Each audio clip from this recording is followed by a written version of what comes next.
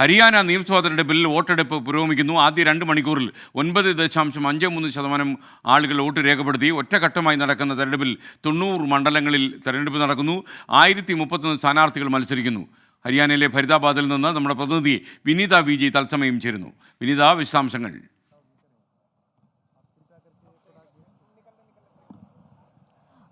ഞാനിപ്പോൾ നിൽക്കുന്നത് ഹരിയാനയിലുള്ള ഫരീദാബാദിലെ ഒരു എഡ്യൂക്കേഷൻ സെന്ററിലാണ്. നമുക്ക് ദൃശ്യങ്ങളിൽ കാണാൻ കഴിയുന്നത് പോലെ വലിയ തിരക്ക് തന്നെയാണ് രാവിലെ മുതൽ നമുക്ക് കാണാൻ കഴിയുന്നത്. പോലീസിന്റെയൊക്കെ സുരക്ഷാ ക്രമീകരണങ്ങൾ ഇവിടെ ഒരുക്കിയിട്ടുണ്ട്. എല്ലാ പോളിംഗ് സ്റ്റേഷനുകളിലും ഇത്തരത്തിലേക്കുള്ള ക്രമീകരണങ്ങളാണ് ഏർപ്പെടുത്തിയിരിക്കുന്നത്. രാവിലെ 7 മണിയോടുകൂടി തന്നെ പോളിംഗ് ആരംഭിച്ചിരിക്കുന്നു. ആദ്യ മണിക്കൂറുകളിൽ മെച്ചപ്പെട്ട പോളിംഗ് ആണ് ഇപ്പോൾ അനുഭവപ്പെടുന്നത്. 9.53%, 9 മണിവരെയുള്ള പോളിംഗ് ആണ് ഈ ശതമാനം രേഖപ്പെടുത്തിയിരിക്കുന്നത്. കൃത്യമായിട്ടുള്ള സുരക്ഷാ ക്രമീകരണങ്ങൾ ഏർപ്പെടുത്തിയിട്ടുണ്ട്.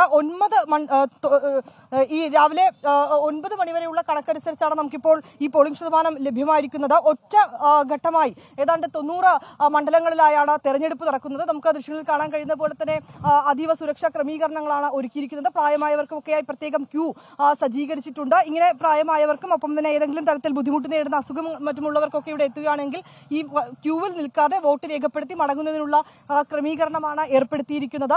ഒപ്പം തന്നെ ഈ പോളിംഗ് സ്റ്റേഷനുകളിൽ ഈ സുരക്ഷയുടെ മറ്റും ഭാഗമായി മൊബൈൽ ഫോൺ അകത്ത് പ്രവേശനമില്ല എന്നും അവർ അറിയിച്ചിട്ടുണ്ട്.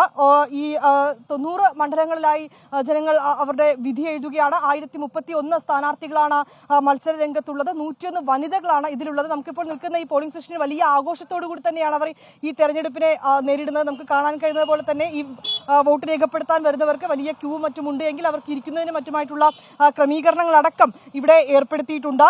എല്ലാ ആളുകളും, എല്ലാ വോട്ടർമാരും അവരുടെ വോട്ടവകാശം വിനിയോഗിക്കണമെന്ന പ്രധാനമന്ത്രി ആഹ്വാനം ചെയ്തിട്ടുണ്ട്. ഒപ്പം തന്നെ പ്രിയങ്ക ഗാന്ധിയുടെയും മല്ലികാർജ്ജുൻ ഖാർഗെയുടെയും സന്ദേശങ്ങൾ ഇതിനോടകം തന്നെ എത്തിയിട്ടുണ്ട്. വോട്ടവകാശം കൃത്യമായി വിനിയോഗിക്കണം. പുതിയതായിട്ടുണ്ടാവുന്ന വോട്ടർമാർ അവരും അവരുടെ വോട്ടവകാശങ്ങൾ കൃത്യമായി വിനിയോഗിക്കണമെന്നാണ് പറഞ്ഞിരിക്കുന്നത്. ഇരു പാർട്ടികളും നമ്മൾ നേരത്തെ സൂചിപ്പിച്ചതുപോലെ കോൺഗ്രസും BJPയും തന്നെയാണ് ഈ ഘട്ടത്തിൽ പ്രധാനമായും മത്സര രംഗത്തുള്ളത്. അവർ തന്നെയാണ് നേർക്കുനേർ മത്സര രംഗത്തേക്ക് നിൽക്കുന്നതെങ്കിൽ പോലും ആം ആദ്മി പാർട്ടിയും JJPയും ഒക്കെ നേടുന്ന വോട്ടുകൾ അത് ഈ ഇരു പാർട്ടികളെ സംബന്ധിച്ചിടത്തോളവും അത് നിർണായകം തന്നെയാകും. നമ്മളിപ്പോൾ നിൽക്കുന്ന പോളിംഗ് സ്റ്റേഷനിൽ പോളിംഗ് പുരോഗമിക്കുകയാണ്. വൈകിട്ട് 6 വരെയാണ് പോളിംഗ് ഉണ്ടാവുക. പ്രശ്നബാധിത മേഖലകളോ അല്ലെങ്കിൽ അത്തരത്തിലേക്കുള്ള ഗുരുതരമായിട്ടുള്ള കൂടുതൽ സുരക്ഷ ഏർപ്പെടുത്തേണ്ട സ്ഥലങ്ങളോ ഒന്നും ഇല്ല എങ്കിൽ പോലും എല്ലാ മേഖലകളിലും കൃത്യമായിട്ടുള്ള പോലീസ് സുരക്ഷയും അത്തരത്തിലേക്കുള്ള എല്ലാ ക്രമീകരണങ്ങളും ഏർപ്പെടുത്തിയിരിക്കുകയാണ്. രാവിലെയോടുകൂടി തന്നെ എല്ലാ പോളിംഗ് സ്റ്റേഷനുകളിലും വലിയ തിരക്കായിരുന്നു. നമുക്ക് ദൃശ്യങ്ങളിൽ കാണാൻ കഴിയുന്നത് പോലെ ആളുകളെത്തി അവരുടെ സമ്മതിദാനാവകാശം നിറവേറ്റി അവർ മടങ്ങുന്ന ദൃശ്യങ്ങളാണ് നമുക്ക് കാണാൻ കഴിയുന്നത്.